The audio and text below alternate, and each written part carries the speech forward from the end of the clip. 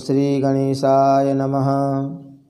वागर्थाविव सम्पृक्तौ वागर्थप्रतिपत्तये जगतः पितरौ वन्दे पार्वती परमेश्वरौ। श्रीमद्भागवत महापुराण नवम स्कंध तृतीय अध्याय महर्षि च्यवन और सुकन्या का चरित्र, राजा सरियाती का वंश। ओम नमो भगवते वासुदेवाय। श्री शुक उवाच।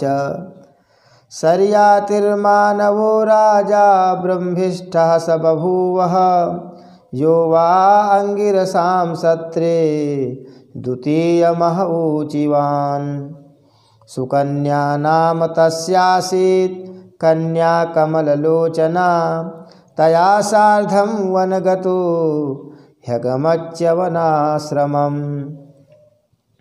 श्री सुखदेव जी कहते हैं, परीक्षित, मनुपुत्र राजा सरियाती वेदों का निष्ठावान विद्वान था।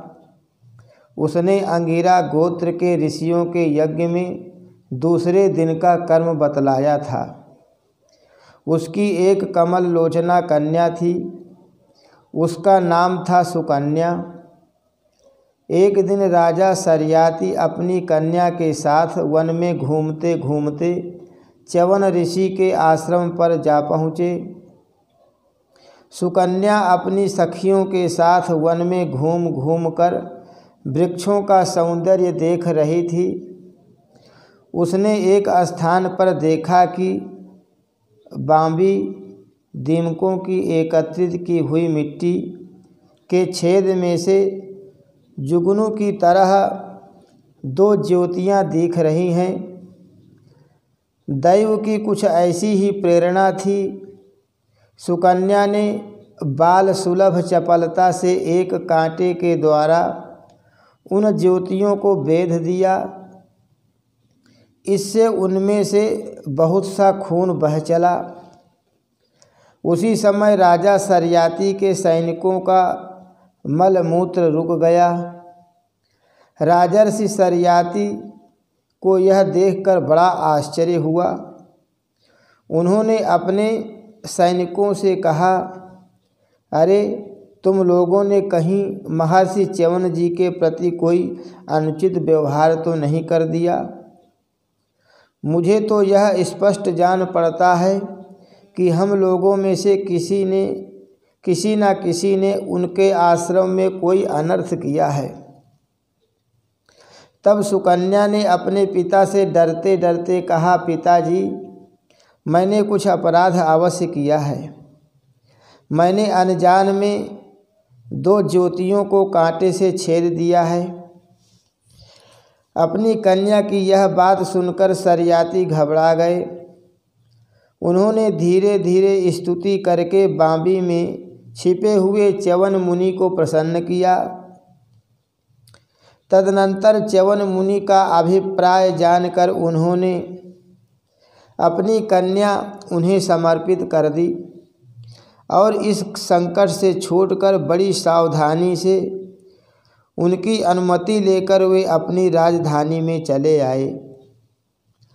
इधर सुकन्या परम क्रोधी च्यवन मुनि को अपने पति के रूप में प्राप्त करके बड़ी सावधानी से उनकी सेवा करती हुई उन्हें प्रसन्न करने लगी। वह उनकी मनोवृत्ति को जानकर उसके अनुसार ही बर्ताव करती थी। कुछ समय बीत जाने पर उनके आश्रम पर दोनों अश्विनी कुमार आए।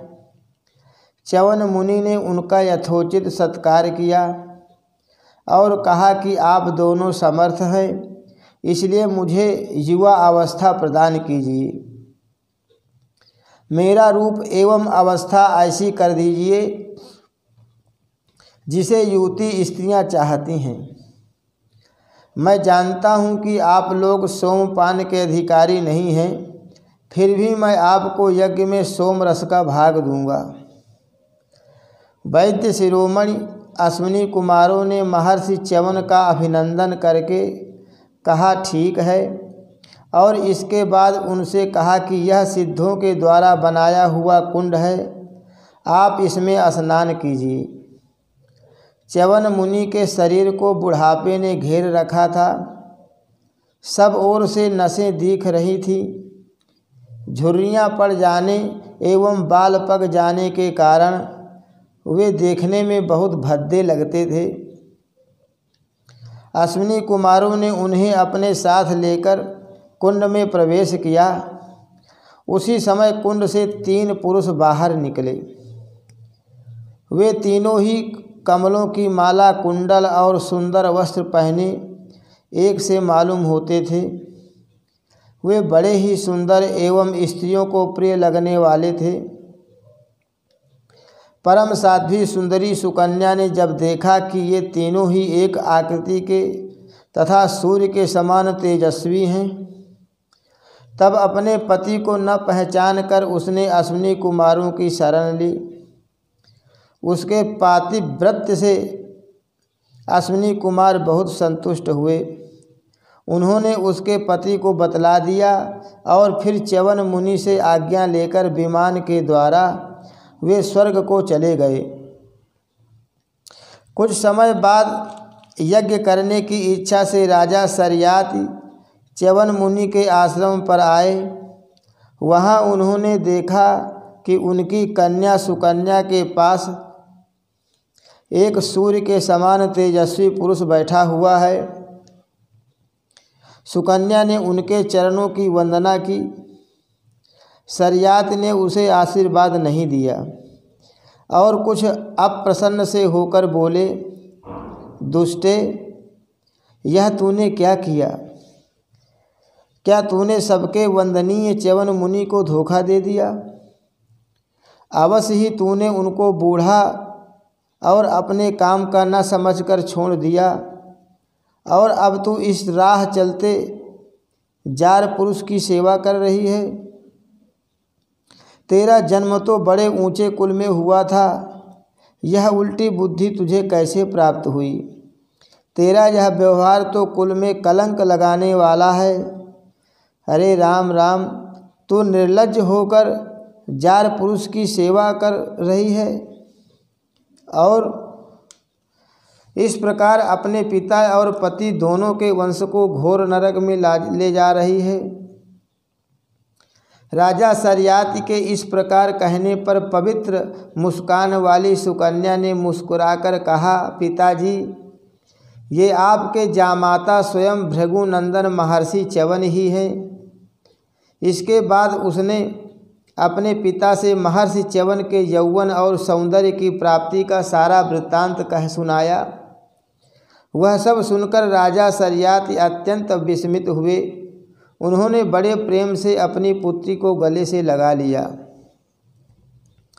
महर्षि च्यवन ने वीर शर्याति से सोम यज्ञ का अनुष्ठान करवाया और सोमपान के अधिकारी न होने पर भी अपने प्रभाव से अश्विनी कुमारों को सोमपान कराया। इंद्र बहुत जल्दी क्रोध कर बैठते हैं, इसलिए उनसे यह सहा नहीं गया। उन्होंने चिढ़कर शर्याति को मारने के लिए वज्र उठाया।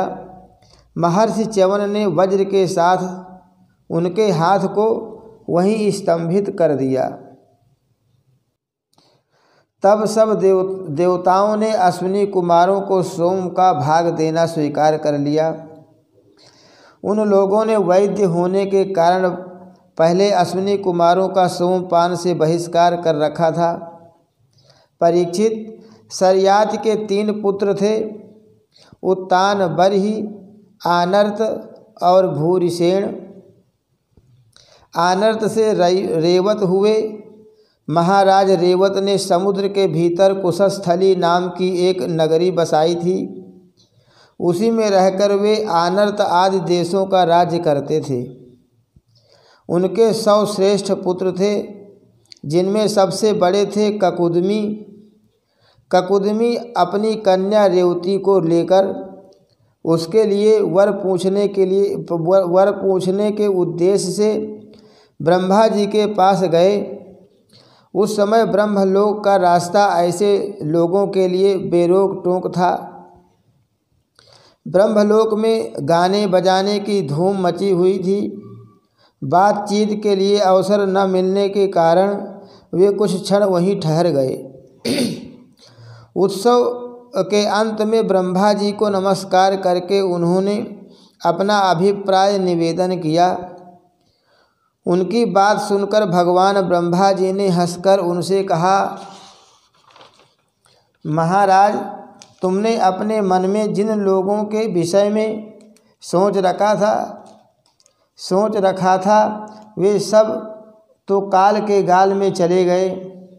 अब उनके पुत्र पौत्र अथवा नातियों की तो बात ही क्या है, गोत्रों के नाम भी नहीं सुनाई पड़ते। इस बीच में 27 चतुर्युगी का समय बीत चुका है। इसलिए तुम जाओ। इस समय भगवान नारायण के अंशावतार महाबली बलदेव जी पृथ्वी पर विद्यमान हैं।